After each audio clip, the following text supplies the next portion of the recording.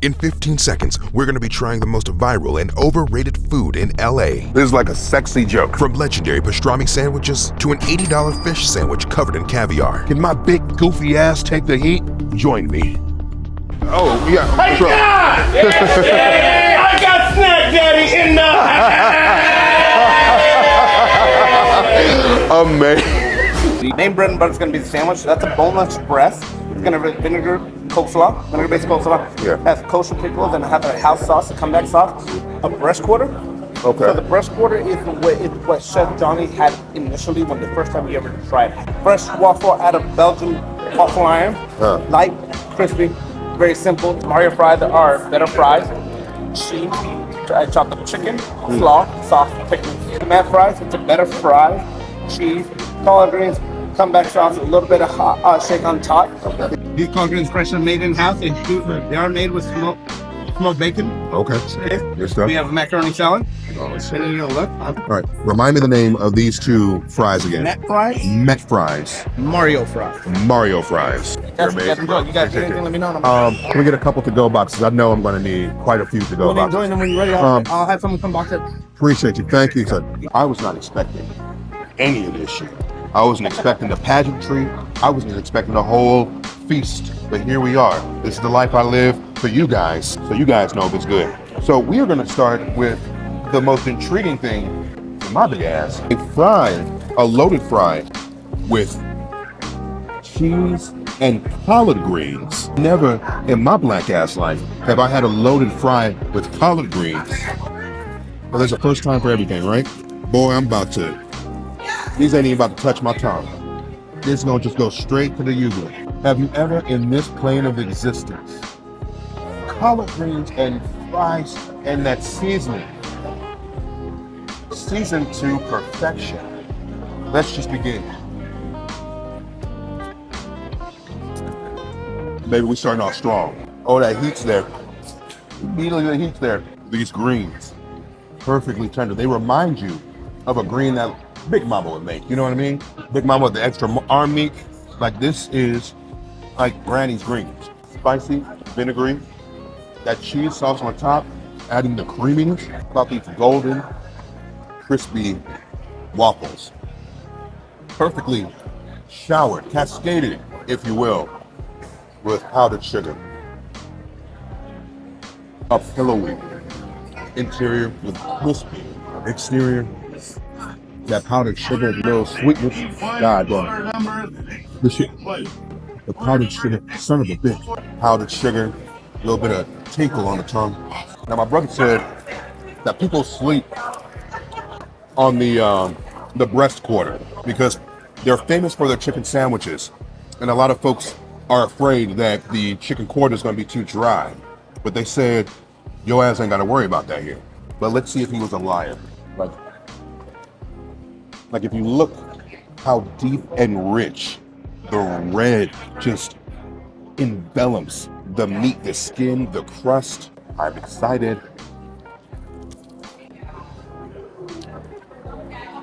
The crispiness on this chicken, almost like cornflake of a crispiness that you can get out of a really properly fried chicken.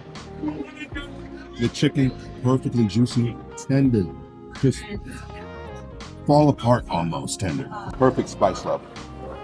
Perfect spice level. Even though this is not really spicy at all, you got a little bit of kick, even on their not spicy chicken. They are known for their hot chicken sandwich, right? I wish you could feel how heavy. This feels like this is a pound and a half of dense chicken. It's not just heavy. Order number 66, it's ready dense. for holidays number 66. And it's just piled high with these veggies, the slaw. How thick is this piece of chicken? You can barely even see the bottom bun. All right, let's see what we got. That chicken is seasoned down to its very core. Juices shooting in the back of my throat. The crispy crunch of the veg, the slaw, the pickle, the crust, all complement the tender bun, the tender chicken. And then there's a little bit of sweetness too to the sauce that they put on the chicken itself. It's just like a hint of sugar. which adds a little bit of levity, right? You got so much savory going on. You got a little bit of sweetness there. Just to kind of break that up, is it the perfect hot chicken sandwich?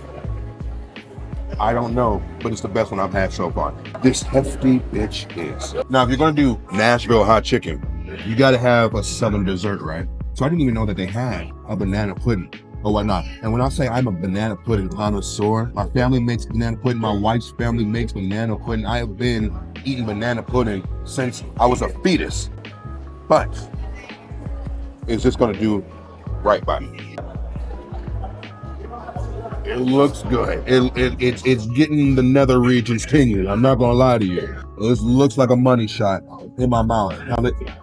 I shouldn't have said money shot in my mouth, but here we are. We're living this reality. It's too late. I was looking for brother so I could smack him in the head. This is what the fuck? It's so light. It's so creamy.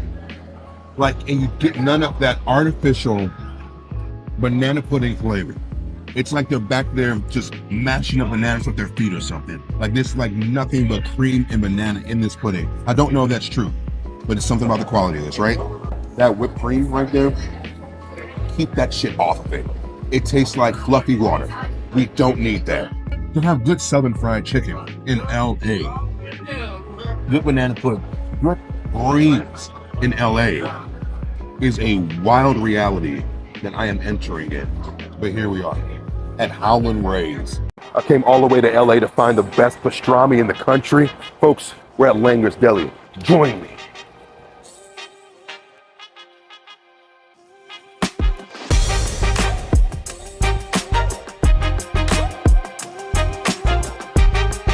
There we go. Brisket French dip, Thank you. apple pie with brandy sauce and ice cream, corned beef Reuben, cup of our matzo ball soup, Very cool. chili cheese fries with pastrami and light onion, and then a 19. Amazing. Does it look great? Are you That's happy? amazing. That's I'll wild. get you ketchup. I'll be right back. Thank you. So our server suggested we get the apple pie. It's almost like an a la mode kind of thing going on here. Now, it looks like a sloppy mess, but like some of the best things in life are a sloppy mess, like your mom. So we're gonna start off with this because it's melting all over the place and I want to enjoy it in its full indulgence. Crispy apples with a warm, flaky pastry with the cool ice cream tickling the tongue, just making it all come together.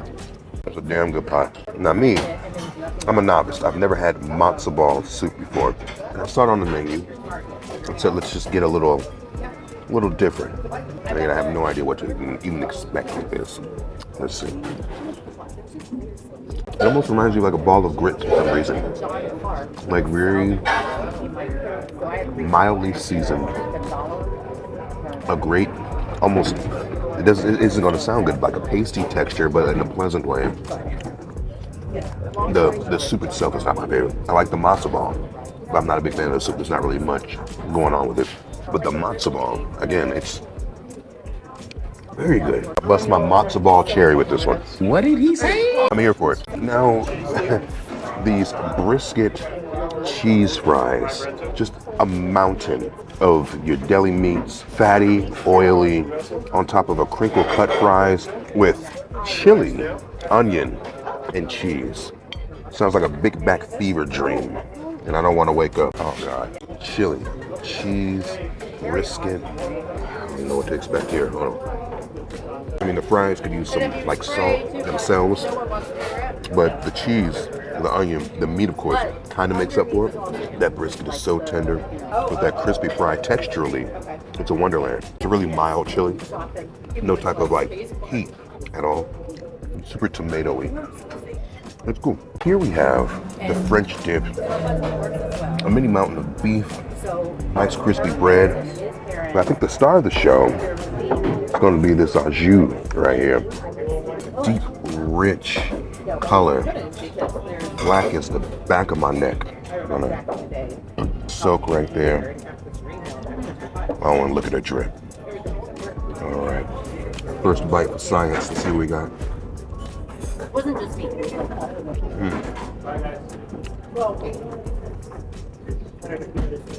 The beef doesn't have a lot of flavor. It really needs the au jus. The au jus is packed with flavor. It's like an umami bomb in your mouth. It's perfect once you dip it. There's just not a lot of seasoning on the meat itself. Interesting. But this is what they're famous for. Big ass pastrami sandwich. So I'm going to tell you, I'm not digging the ratio. Getting more veg than you're getting meat. But the flavor could pull through. Let's see what we got here. It's okay. It's cool. Super tender, but not super flavorful. It's perfectly cooked as far as like falling apart. There's that nice bark giving a little bit of a just tougher texture, just to give some kind of variety to it. I'm tasting the coleslaw more than I'm tasting the meat.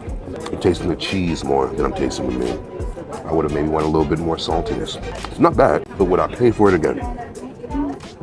So lastly, we have a Reuben. This one is the corned beef, your Swiss cheese, your kraut with a toasted top right here. Let's see what we're rocking with here. I do like this meat per bread ratio quite a bit more. Oh yeah, this one's fire. Quite a bit more flavor in the corned beef than I was getting from the pastrami, right?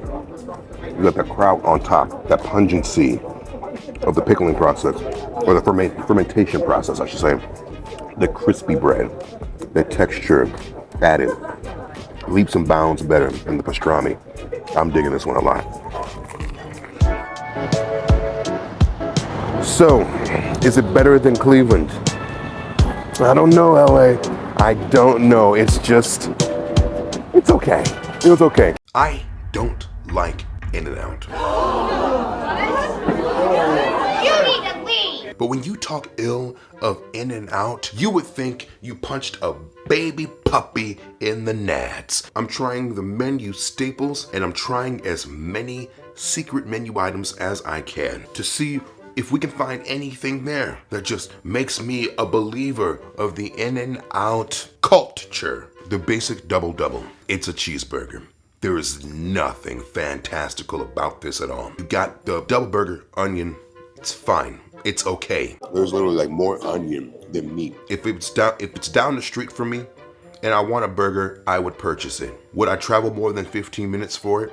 Absolutely not. Then we have the animal style double-double, which is essentially, I think, the exact same thing except with pickles and chopped cooked onions. It's fine. It's slightly more enjoyable because of the cooked onions, adding a little bit of a different energy. It's not even that different. I mean, those cooked onions are a lot more palatable than the hunks of finger-sized onions they gave me on the other one. So they also do this tomato style burger where, opposed to having your buns, you have 2 slices of tomato. This one was more interesting. Double tomato adds a bit of acidity, there's a little bit of sweetness there, tartness. Texturally, it's a bit more complex as far as a burger would go, I guess. When your secret menu items are just, let's remove the bun and add a tomato, I don't know how well that's gonna bode for the restaurant. So I bust down a fry. Trash. Garbage. Exponentially just terrible, unbiasedly awful. They almost have the texture of like a cheese twist. It's the weirdest thing. It was cold and hollow, and another argument you guys had for me is like, oh, you gotta have the fries fresh out. They're just fresh out the oven. They're fucking delicious. But then on the secret menu, their secret menu fries were just double cooking them. You get well done fries, and I could barely distinguish the well done fries from the normal fries. There was barely any difference at all. And of course I bite into it, slightly more done ass. Evil fucking nurse. But then you also have your animal style fries, right? Which is just your normal fry with their sauce, and then like a slice of American cheese, not a cheese sauce. God forbid a cheese sauce. Just a slice of cheese, which is immediately solidified as soon as it touches the air. And then more of those cooked diced onions. It's just onion fries. Why the fuck would you eat onion fries? This is almost unbiasedly a poor decision. It's better because you can mask the horrible texture of the fry, but you need layers and layers of bullshit to make this even remotely palatable. Finally, I ended it all off with their Neapolitan shake, which is their vanilla, chocolate, and strawberry shakes all in one. And I think they fucked me. At the very top, it's just strawberry, right? I tasted it from the bottom. it was just strawberry. Now, I don't know if it's like a layered type thing where they start off with strawberry, maybe chocolate, then vanilla again, then chocolate, then strawberry. I tried to mix it a little bit. I got no different color other than the pink. Simplest thing they could have made. Just hit the 3 nozzles and send me on my way. We can't produce the orders correctly. You guys are gonna beat my balls into my abdomen. This is like a joke. This is like a sexy joke. This is an $80 fish sandwich topped with caviar. And this is probably the biggest chicken sandwich I've had this side of the Mississippi. We're at Daybird in Los Angeles, California. I'm gonna try both of these for you to let you know if it's worth the price and worth the trip. Big back, let's get started. So this godforsaken fish sandwich has been going viral since about 2022. Everyone has talked about it. Keith, Kev, Jack. So me and my boy, we got in there. You see them pull this big hotel miniature Bible-sized piece of fish out the grease. They lay it on these buns. They put just basic American ass cheese on it. Government cheese, if you will. But then you see them bust out the good stuff. You see them bust out this little baby jar of caviar, and they mix it with their, I believe it's yuzu tartar sauce. And that's what makes it an $80 fish sandwich, because the sandwich itself is $20, but when you want the fancy, when you want the caviar on there, that's when it becomes a $80 fish sandwich. And they slather it on there after they mix it up with their tartar sauce. And also that chicken sandwich is equally impressive. It's like an elephant tongue size of chicken. It's got to be some kind of like butterfly to something another, spread open wide like your mom, and then battered and deep fried, because it's spilling over the bun, and they top it with the sauce and the coleslaw. And at the end of the day, you got 2 very impressive sandwiches, but the question is if they taste good. So we're outside because they don't have any interior dining in Daybird. I hope I don't get shot. This is a massive hunk of fish right here. Looks like it has a panko breading, and it's piping hot, burning my fingerprints off here, folks. I'm in pain. So let's get started here and burn off the roof of my mouth too while we're at it. Look at that crispy, and let's actually come in close for this bite here, because I feel like it's gonna be crazy magical, crazy fucking, going in. Not a fan. Borderline awful. Hold on, okay, so almost like a Cajun type flavor on it, right? The crispiness is top tier, texture, top tier. But the bit of like cayenne you get, it does not pair well with the brininess, the saltiness, the pungency of the little caviar bubbles, right? It's 2 different of flavors, and they don't really complement each other. The fish itself is not extremely well seasoned, other than the spice. All you taste is spice, not even salt really. Hold on, round 2 for control. Nope. All you get is salt. You don't get any of the ocean. You don't get any of that fishiness you get with like a pure bite of caviar, right? All you get is a crispy texture and heat. Nothing really stands out about either bit of the sandwich. The bread is fine. Oh yeah, for sure. Everyone in this city has some kind of motorbike or loud ass car, and we're trying to film out here in the wilderness, and it takes 20 minutes to film 1 5-minute part. Yeah, so like each component, oh no. We'll wait for the green. Yeah, we'll wait for them to go. Yeah, practice. Let's try the fish on its own. Super well cooked, moist, tender, but the seasoning, non-existent. I taste a little more salt in the fish now, but it is just salt and heat. Perfect texture. Tender, crispy, juicy, but the flavor's not there. And this gargantuan bastard of a chicken sandwich, it's basically 2 pieces of chicken breast meat, essentially on one sandwich. Like you have, how do you justify this? How do I attack this without disrobing it completely? This is like a joke. This is like a sexy joke. Like, look at the ratio right here. You can't say they don't give you enough meat here. So let's tackle it from the opposite direction so we can get the full experience, right? Going in. So when I thought the ratio was going to be on our side, I was fizzle fucked. It's majority crust with a little bit of chicken. I'm going to go a little deeper to see if I can get something substantial. Let's see. So I see what they did. They took one chicken breast and they pounded it out like schnitzel style, right? Got it super thin and fried it. You double the surface area, right? But the piece of chicken is so thin and just inconsequential to the sandwich at that point because it's so thickly coated with like a double breaded, double battered method that there's more crust, let alone more bread and veg than actual chicken meat in the bitch. It pisses me off because I came all the way to LA. Partially, I'll say 1/4 of my trip is because of this sandwich. So 1/4 of me is pissed the fuck off. From the foot to the knee, I'm pissed off. You got that Nashville hot sweetness, oiliness. It's super rich. It's a good seasoning on the chicken itself. The slaw, it's damn near refreshing. It's fresh. It's texturally appealing.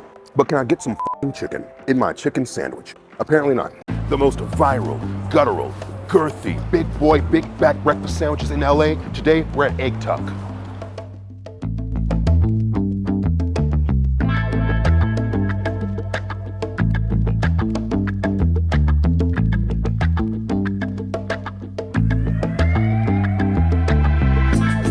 Order with a little kiosk here.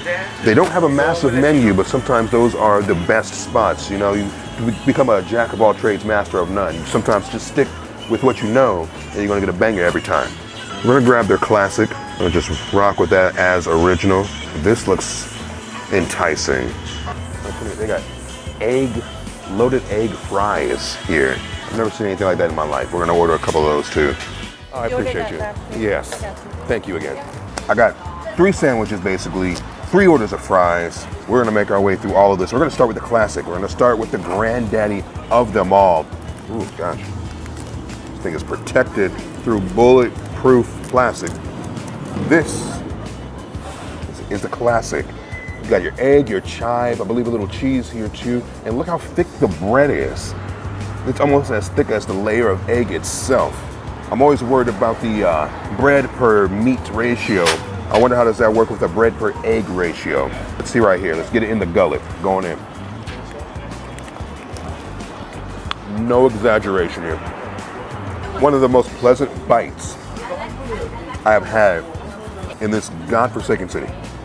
You literally have the fluffiest, most pillowy egg with a soft, almost cake-like density on the bread. The chives adding a little bit of aromatics to your ass. Cheese for the ooey gooey. Again, just look at the texture of that egg. It's literally almost, you're not gonna like the sound of this, but it's just so soft, pillowy. It's almost liquidy, but not liquidy in the sense of it doesn't fall apart. It's just soft, tender. I could eat 25 of these because they just seem so light. Oh my God. And this is the spicy royal. So this one has your egg, your cheese, your chive, but then you have a sriracha sauce along with your breakfast meat of choice as well. Let's go in and see what we got here. Oh, and pickle. A little secret pickle. Life's always more fun when you have a secret pickle looking at you, right? So the egg here is almost like a hard fried type of an egg, more solid, not that scrambled soupy goodness that we like in the original, right? The sausage, a little bit of crisp on it. Then you got the pickle, the brininess, of course, and that bread. This bread is top tier. I don't know what it is. And I don't know if you see that yolk right there. Adds a little bit of creaminess as well. Oh, and this onion too. A bit of onion. That's super nice. This is a grown man sandwich, if you will. This is the Royal Burrito. Oh my fucking God. All right, we're out here in the wild kingdom, folks. This is live TV, folks. This is the Royal Burrito. Your cheese, your egg, your breakfast meat of choice, of course. Let's see what we got here. It's a very good burrito. It's kind of just a breakfast burrito. It doesn't give me the same over-the-top indulgence as you get with like the sandwich. It's something about that sandwich with the textures. You're not really getting that same love with the burrito. It's a damn good breakfast burrito. And I would polish off 25 of these, no problem. But it's not capturing the same magic as the sandwich. but I will take another bite, of course. And you do got just super thick chunks of meat in there. That is sexy. That is a sexy bite. Have you ever had egg-loaded fries? This is a order of their fries loaded up with the same cheese, the same sauce, the same egg that they put on the sandwich. I've never in my life had a loaded egg fry, but it has to work, right? When you have like your breakfast potatoes next to your eggs, you get to bite both together. It works. It doesn't feel alien or strange in concept. This has no choice but to work. Let's see what we got. Motherfucker, it works. It works so well. Crispy, crunchy, well-seasoned potatoes with, again, that velvety, smooth egg. It just creates a magic Diddy Wonderland in your mouth. I know it doesn't sound great, but damn it, this is like a freak off in your mouth. And I want parts. But they got something for the youth too. Loaded tots with a hard fried egg. You see that runny egg right there. Let's dip a little bit in the tot. A little bite of everything. Let's see what we got.